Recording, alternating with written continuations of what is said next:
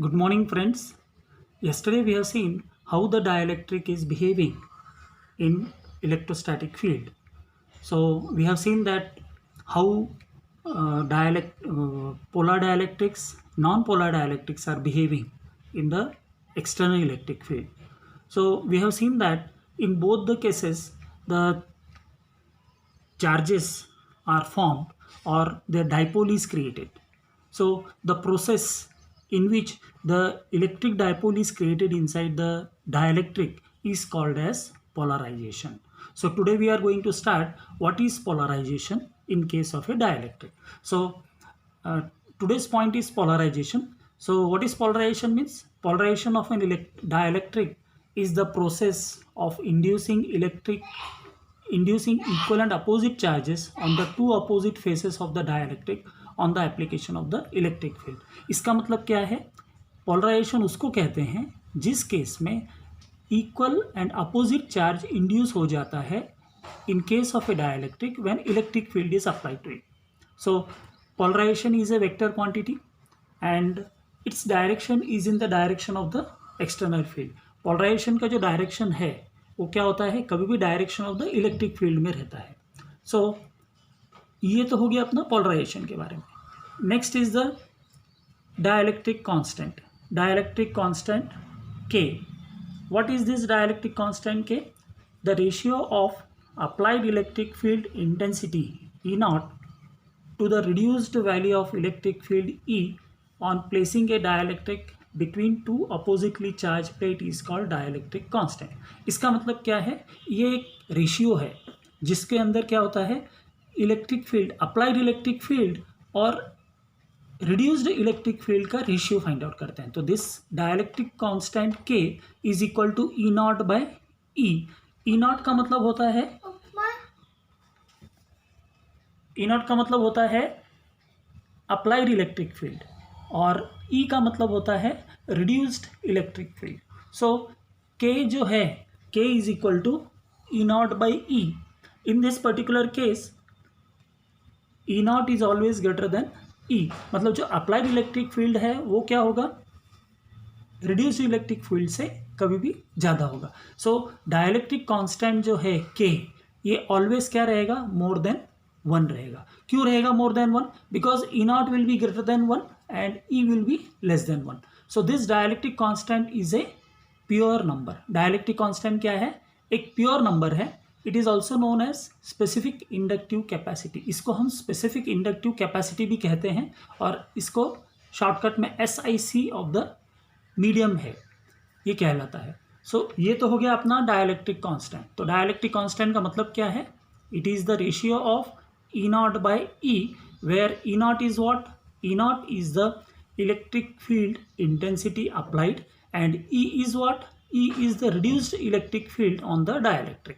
सो K का value कभी भी E नॉट बाय E रहता है. So in this E naught is always greater than E. So K is always more than 1. Dielectric constant क्या है? ये एक प्योर नंबर है. ये क्या है? It is a pure number. इसको हम स्पेसिफिक इंडक्टिव कैपेसिटी भी कहते हैं. This is also called as what? Specific inductive capacity of the medium. अब नेक्स्ट है dielectric strength. What is dielectric strength? The maximum value of electric field intensity that can be applied to the electric field dielectric without its breakdown is known as dielectric strength of the dielectric. मतलब कितना strength है? Okay, the maximum value of electric field intensity, कितना हम maximum value of electric field intensity apply कर सकते हैं dielectric को so that it can withstand without breakdown. Without the breakdown it will withstand the electric field. That strength is called as the dielectric strength. अभी ये सब चीज़ें हम क्यों पढ़ रहे हैं? To understand the concept of capacitance. Capacitance पढ़ने के लिए अभी हमें मालूम होना चाहिए पोलराइजेशन क्या है, डाइलेक्ट्रिक कांस्टेंट क्या है, फिर डाइलेक्ट्रिक स्ट्रेंथ क्या है. तो डाइलेक्ट्रिक स्ट्रेंथ कैसे डिनोट करते हैं? ई ब्रेक. ई ब्रेक का मतलब क्या है? Electric field break is equal to potential break divided by D. D मतलब distance. So E break is equal to V break divided by D. This will give the dielectric strength. Further, in case of dielectric strength, here V break is the maximum voltage a dielectric can withstand. मतलब V break क्या है, ये maximum voltage है एक dielectric क्या कर सकता है, विथस्टैंड कर सकता है without electric breakdown.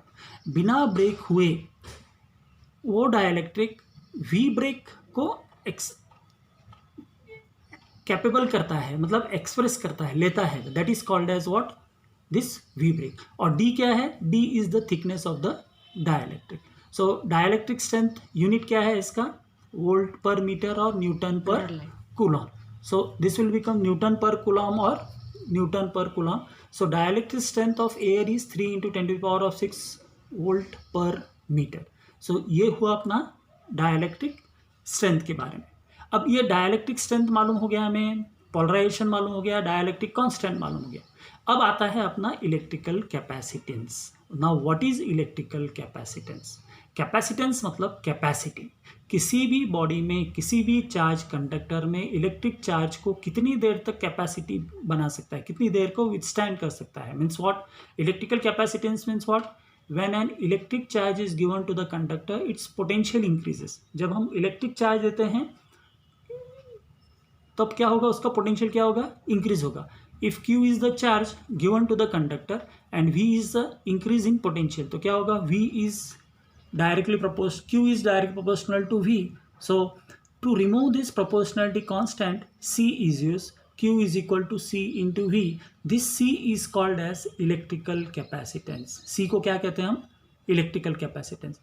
C is called as electrical capacitance, and electrical capacitance is defined as the ratio of charge given to the conductor to increase in potential. Potential increase करने के लिए जो चार्ज दिया जाता है उसको हम क्या कहते हैं, electrical capacitance. So electrical capacitance can also be defined as what, ratio of Q by V. What is Q, Q is the charge, V is the potential. So किसी भी चार्ज बॉडी को, किसी भी कंडक्टर का जो capacitance है वो कैसे डिफाइन करेंगे हम, Q divided by V. What is Q, Q is the charge and what is V, V is the potential. So capacitance is nothing but it is the ratio of charge to the potential. So when it is charge to the potential, the capacitance is a scalar quantity. Why it is a scalar quantity? Because it is not having any direction. SI unit of capacity is farad. What is the SI unit? SI unit of capacity is farad. It is given by F. So how will you define, how will you take this farad? Farad is the SI unit. If we take C is equal to Q by V, if we consider charge is 1 coulomb and potential is 1 volt, then 1 farad is equal to 1 coulomb by 1 volt. So 1 coulomb per volt is called as the farad. So farad is the unit of capacitance. So now we have to understand that capacitance, farad का capacitance का unit क्या है, farad है, और capacitance एक कौन सा quantity है, स्केलर क्वांटिटी है. अब ये farad को हम कैसे एक्सप्लेन करेंगे, how will you explain this farad? Farad is what? It is the capacitance or the capacity of a conductor is said to be 1 farad if 1 coulomb of charge is required to raise its potential through 1 volt. अगर मुझे किसी भी capacitance, किसी भी capacitor का या किसी भी कंडक्टर का कैपेसिटेंस इंक्रीज करना है कितने से, 1 farad से, तो मुझे कितना चार्ज देना पड़ेगा, 1 coulomb of charge is required to raise its potential by 1 volt. So this is called as the farad. Farad is a very big unit. farad क्या है, ये सबसे बड़ा यूनिट है. इसको स्मॉलर यूनिट में डिफाइन करते हैं. 4 स्मॉलर यूनिट्स हैं, millifarad 10 to the power minus 3, microfarad 10 to the power minus 6, nanofarad 10 to the power of minus 9, picofarad 10 to the power of minus 12. Dimension formula क्या है इसका, m to the power of minus 1, l to the power of minus 2, t to the power of 4, a square. So factors, अब ये तो हो गया farad. Factors on which the capacitance of a conductor depends, किसके ऊपर depend करता है ये factors, shape and size of the conductor, nature of the surrounding medium and presence of the conductor near it. So on the basis of that now will go for the capacitor. Now what is capacitor? A capacitor consist of 2 conducting plates separated by a small gap with dielectric medium. Capacitor is a system of 2 conductors separated by an insulator. इसका symbol कैसे है, ये इसका parallel line with this. So this is the capacitor. So capacitor is this. So